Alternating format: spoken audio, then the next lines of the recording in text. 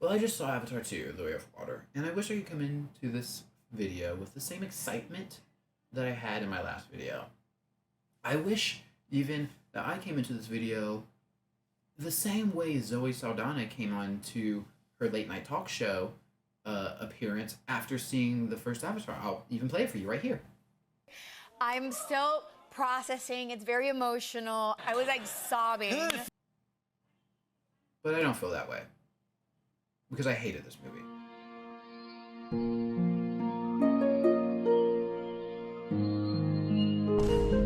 Also, I guess before I get into this, spoilers, okay? Big old pause, spoiler warning. If you have not seen this movie, you don't want to be here for like the next, however long this video keeps going for. Sorry. First big thing I didn't like about the movie, and I say it's the first thing because it's kind of the first thing we see.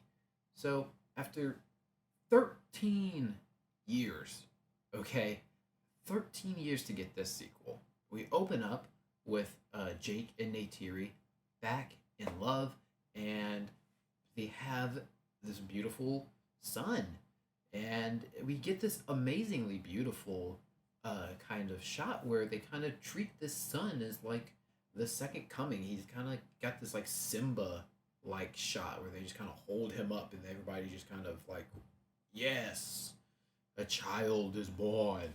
And it's really cool and really very, very visually pleasing.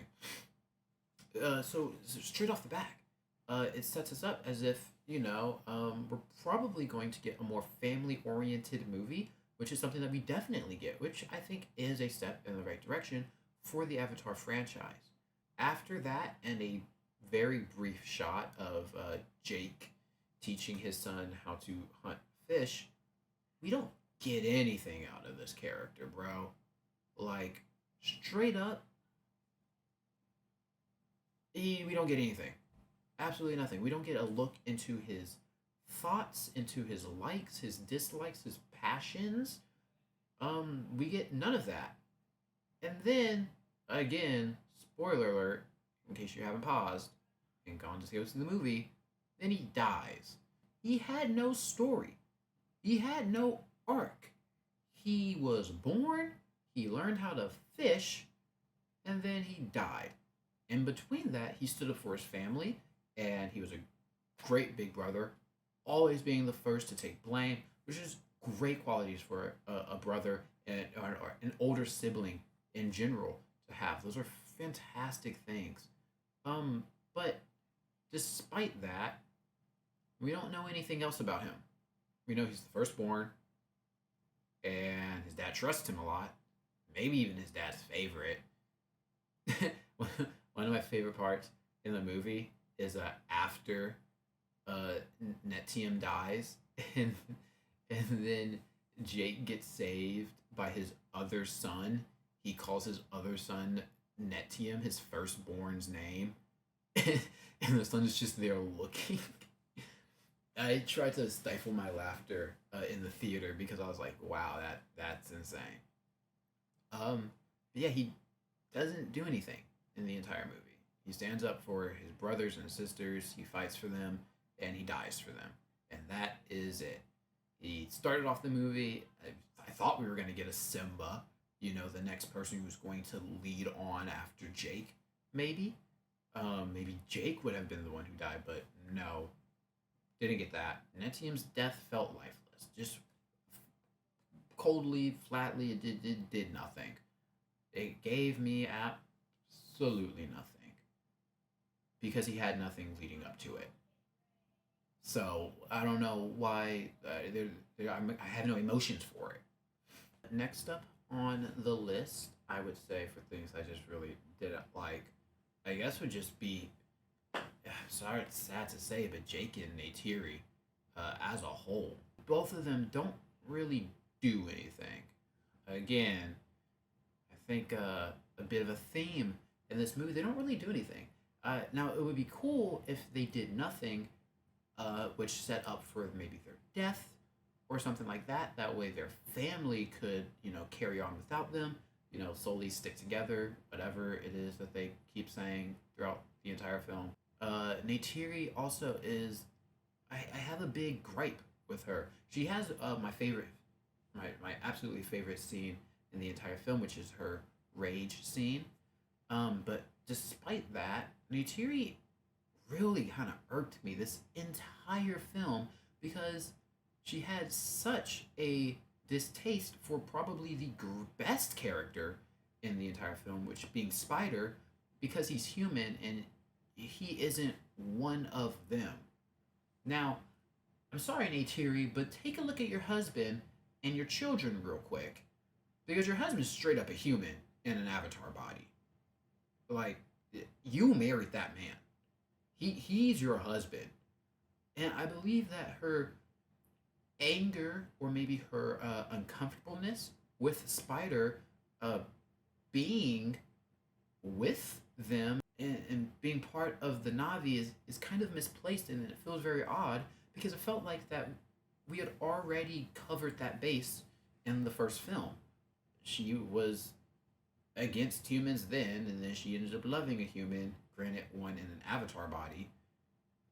And now she is just back to not liking humans. And we don't know why. Maybe it's not all humans, but it's at least Spider, who is practically Navi. So the anger and the distaste, I guess is the right word, for Spider feels very off-putting. And I hated it the entire time, which I guess I'll get into. I can segue into the next thing I didn't like.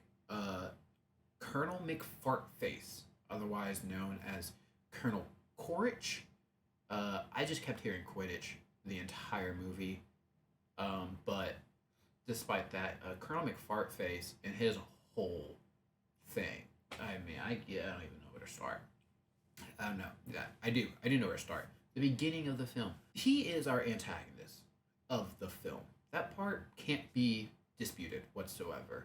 What I don't know, though, is why he's the antagonist. Now, the antagonist or the villain of a film is a key piece of any story that you're telling. And I believe it is fair to call Avatar a story because there are supposed to be 5 that are going to be coming out. So, I don't think it's wrong for me to call this a story.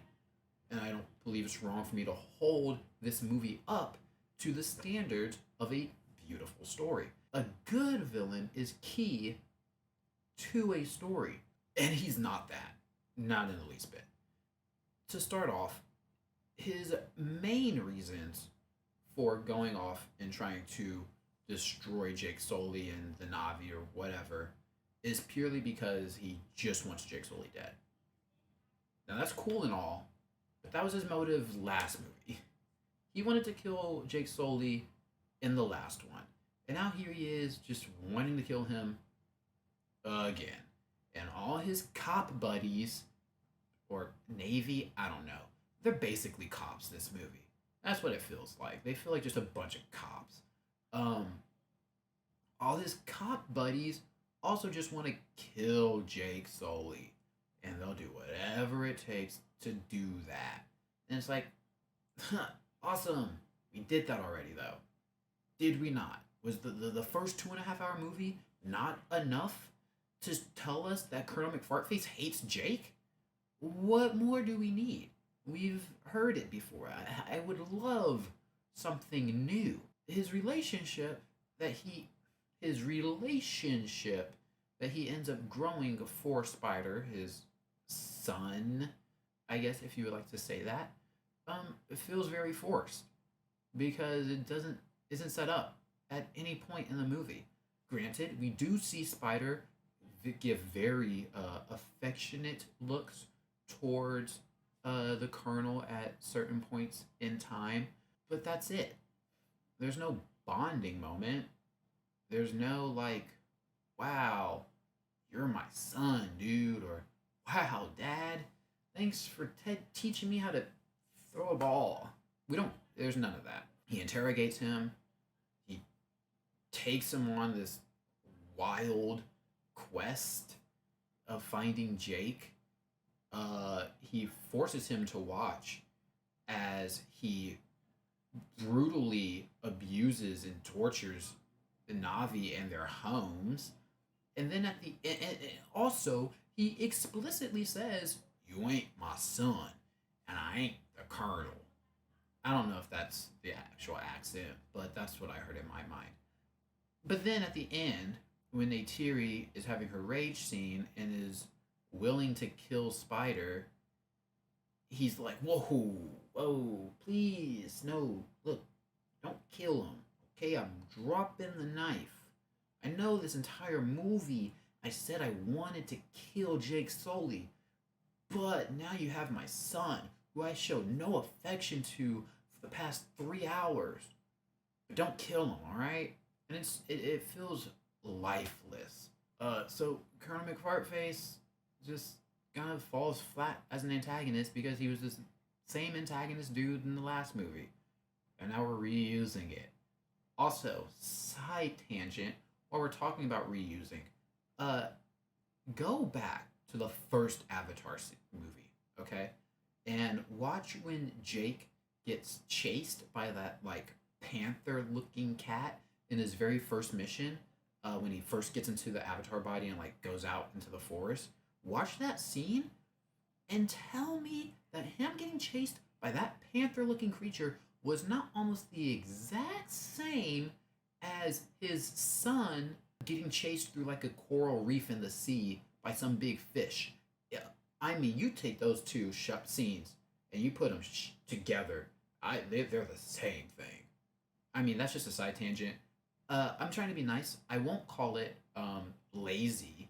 I will call it inspired by, to make myself feel better. And since I kind of went into Neytiri and why I didn't like her character, it makes sense for me now to go over to Jake, the father figure, the keystone of this Sully family. And he sure as heck didn't feel like it. He's just kind of like reprimanding his kids. That's all we really see him do. He's kind of like, "Yo, kids, don't do this. Kids, make sure you do this." And I guess if you want to say that is just Jake trying to enforce, good teaching habits to his children and providing, a positive look at a father figure who is being active in his children's lives, sure, I guess you could call it that. But then he just kind of says, "Don't do something," and then we just don't ever see him again. So if that's what we're seeing, then that doesn't really feel like a very present father figure. It seems like a father figure who is just around to say don't do something, and then the kids say okay, and then they do it anyway until he has to come back and say don't do something. He's not really teaching them anything. He's just saying no, not that, or hey, that was really good. That's not a great present father figure in my mind. The entire character, again, felt flat, felt lifeless, didn't really give much to the story. I guess I'll also speak on the rest of the kids, such as Alok or Aloek. I guess his character is fine. The film was predominantly kind of his, it felt like. He was the driving force in a lot of what took place, a lot of the action that was going on. He had a really present role. He was the rebellious kid who kept screwing up, though his heart was in the right place. Not bad, but just nothing groundbreaking, surely. And in a movie that took 13 years, I'm sorry if I wanted something groundbreaking. I don't have a problem with him, per se. I think he did fine. I love the actor. He showed good emotion and yada yada. I think him getting a little buddy, his little whale friend, was pretty cool. I enjoyed that. Not horrible, but certainly not great. We have Neytiri. I guess I can't, again, not anything bad. Could it be the parents who died? If it couldn't be Jake and Neytiri, I think it would be kind of really interesting if they did try and go a route of killing the youngest child, Neytiri, because I felt like her death could have been more impactful though, because nobody wants to see a child die, and I feel like regardless of who you are, if you have any small level of sympathy and or empathy, or both, hopefully, seeing a child die in a manner like this would be very make you feel very distraught, make you want to act out against that because this is an innocent. It's a pure thing, and her moments felt very pure. She had one of my favorite funny moments where she gets captured a second time, and she's like, "Ugh, I'm stuck again." Uh, I enjoyed that. I got a good little laugh out of me. So I did like her character. I hope that they do some really great things with her character in the future. But she was just kind of there. She was kind of along for the ride most of the time. Again, she didn't really have much, but then again, she's a child. So I think it would have been interesting if they decided to kill her character off, because it definitely would have gotten an emotion out of me that wouldn't have been wholly negative. I would have been really curious to see where the story could go if you kind of take that route. Kiri was then again okay character. Uh, she's some cool reincarnation of Sigourney Reaver. I hope I said her name correctly. And she has powers. Maybe she can fully connect with Pandora, kind of. Again, another cool thing I feel like will be elaborated on. Next up, I'll talk about the Metkayina Clan as a whole. Now, in case you don't remember, the Metkayina Clan is the clan that the Sullys kind of ran to for help. They are the water people, the water clan. Most of the movie takes place their home turf, and I will say it's beautiful. These avatars are beautiful. I really do love the character design of them. They feel like they are Na'vi that swim a lot. When they show you these Na'vi, it feels very different. Their culture and the way they do things all feel very different. So when you see them, I think they really hit it home that this is completely different. This is kind of unlike what we saw in the first movie, which is really, really cool. Granted, there could be something to be said about just them giving us another Na'vi clan that we have to kind of explore and learn the ways of, because we already learned the first Na'vi clan in the first movie. They just kind of give us another one. I won't be that harsh on Avatar. I will just say it was a really beautiful way to showcase a new culture completely, which I really find cool.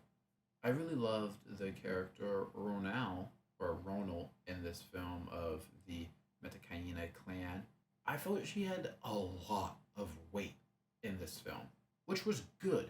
I believe most of your characters should hold weight in your stories. I mean, the movie's 3.5 hours long. If all the characters are flat, then I mean, what are we even doing with this time that we're given? I especially love her connection with her whale soul sister. That was beautiful, and a great example of a death that does pack a punch and kind of hold strong, because we see the connection. It's kind of built up, not a ton, but it's a side character, so I understand. So when we see the death of the whale, and we know that she's been working to like have children, and she's really happy and joyful, and Ronal is so excited for her and all these things, and then she's taken away from us, and then we are gutted. But you feel more real feelings for this whale because her story. You kind of feel for her a little bit. It's a side character, so it doesn't have hold the same weight as like a main character would, but it still feels something inside of you, and that's a good thing. I expected more of that this entire film. Sadly, I didn't get it though. Another standout good thing about this film, because I do want to highlight the good, is the character Spider, the only important human character in this entire movie. There's a couple, maybe a handful, none of them matter. Throughout the film, you see him truly wanting to be a part of something that he's known his entire life, and constantly is reminded that he just isn't truly a part of them. And we feel for his journey as he kind of navigates through those feelings. You know, everything he knows is Navi, and yet he doesn't have that. Then he finally meets his long lost dad, and guess what? He's now also technically Navi, and he's still just little old Spider, you know? So I really feel for him, and I believe that his character can have some really awesome importance and great impact later on in the films. I mean, we got 3 more coming up, so I'm sure eventually, yeah, this character has a lot of room to grow into. You know, I can't wait to see how he struggles with saving his father, how he struggles with kind of trying to be a part of the Navi after everything he's done. And you see throughout the film that he holds that weight in him. When he sees the Metkayina's clan houses burn down, and he's just so distraught, and he wants to help, but there's nothing he can do because he's just a little human in this crazy world of Pandora. So you feel that, and it's a standout character in the entire film, and I wish that it wasn't just him that was a standout.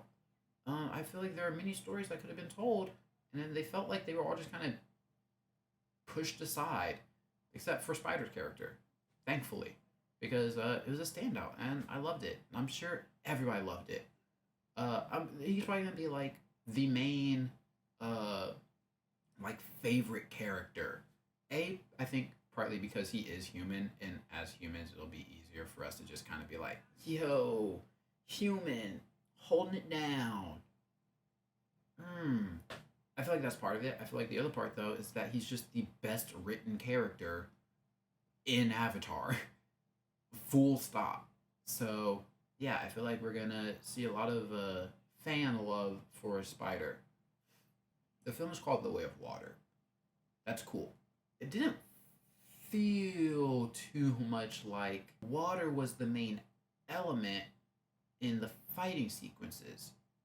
Now, I know I probably lost a couple of y'all there. Stay with me. The sea is full of life, and we see that the sea in Pandora is also full of life. Now, again, pardon me for maybe wanting too much from this movie, but I would have loved to see more water warfare. This new Navi tribe that we are seeing, their whole thing is water. That's their bread and butter. That is their home turf, the water. We don't see them actually like really using the water to their advantage though, too much. Because most of the climatic action scenes take place with what the Sullys are doing. Now, I understand those are the main characters, but it's called The Way of Water. A lot of the fights just take place in water, not with the advantage of water. They have the threat of drowning a lot. I want to see some water warfare. Like, you're telling me that this Navi tribe don't have connections with like any of the other wells? The only well that helped them was the one outsider well. Like, I wanted to see more life within the water being used in the action sequences, because they just kind of fight on a boat. They don't use the water. It's just like literally underwater. And so it felt pointless to me a little bit, you know? Hey, I guess I'm asking too much for a movie called The Way of Water. Oh well. Maybe I'm not looking deep enough into this film. That is our Tolkien, our whale, okay? The humans that are extracting and killing these beautiful whales, taking just not even 1% of this well and then just discarding the rest. Maybe that is Disney. I know Walt is somewhere listening in. Okay, that decapitated head hears all. Disney, okay, the whalers, humans, the sky people, are taking this beautiful creature, this Tolkien, this whale, this amazing story of what Avatar could be. The entire world of Avatar and Pandora, it is full of life, which is why I think people gravitate towards it and why it makes billions of dollars when they release the movies. Okay? They take what it could be, Disney, and then it just extracts the bare bones. Just the moneymaker of it. The pretty visuals. It tells a lackluster story because it doesn't care about the story. It cares about the money. It cares about the profit that they can make from this beautiful thing. Right? And then they discard the rest. They don't care about it. Okay? They don't care about the story that Avatar tells. They don't care about what future generations can get from a beautiful movie like this. They don't care about that. They care about how much money they're going to make this fiscal year. But I'm gonna have a nice little diagram on screen. It'll be right here. So maybe James Cameron self-inserts himself into this movie as the marine biologist. You may remember him. He didn't have a big role, but he is notable for being like, yeah, kid, I don't like that we're killing these whales either, but I get to do really cool things and study really cool things on this planet, and to do that, I have to be a part of this massacre of this beautiful creature. And maybe James Cameron is saying the same thing, that, hey, yeah, I know, this story of Avatar kind of sucks. It doesn't really go anywhere. The script kind of is and I'm just retelling the same story that I told last time with prettier visuals. But I get to do this because I'm working with Disney, and I get to at least tell you and show you a glimpse of what it could be. You know, maybe this Tolkien, this whale, is a metaphor for Avatar, and these horrible sky people, these giant corporation that just keeps taking and taking and taking, is Disney after all. Just maybe. Now, if that's true, James Cameron, I want you to say nothing. But hey, that's just a theory. Both the first Avatar and now the second Avatar just feel like very stale biscuits of a movie. A very pretty biscuit. Okay? I do want to make that very, very clear. Avatar 2 was one of the most visually breathtaking movies I've ever seen. The movie was full of life. The planet of Pandora is beautiful. And that's where the beauty ends, sadly. And I think that's the biggest problem about this movie, is that it sets up for a lot of beautiful storytelling and then just doesn't really deliver, at least to me. So I don't know. I mean, I guess my final rating for this film will be beep. Call it a 5.5 out of 10. Right there. Let's call it a 5.5 out of 10. Erase that. I lied. Boop. 5 out of 10. Yeah, I did it. I don't care. I did enjoy this movie. The movie was very pretty. And that's where, like, 3 of the points come from. It is a movie that has some great visuals.